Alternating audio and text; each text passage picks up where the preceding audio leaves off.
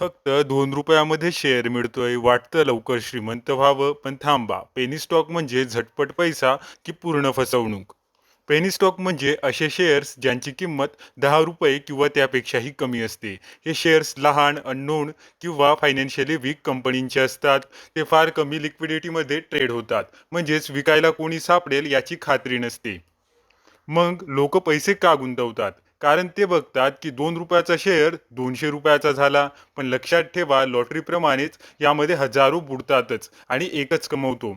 Jackpot मिळाल्यास पैसा double होतो, पण बहुतांश वेळा हा पंप आणि डंपचा स्कॅमच असतो. या कंपन्यांना ना ठोस व्यवसाय असतो ना फंडामेंटल्स. गुंतवणूक म्हणजे जुगार नाही. रिसर्च करा, विचार करा आणि मगच गुंतवणूक करा. पेनी स्टॉक्स ही रिस्की बेट आहे.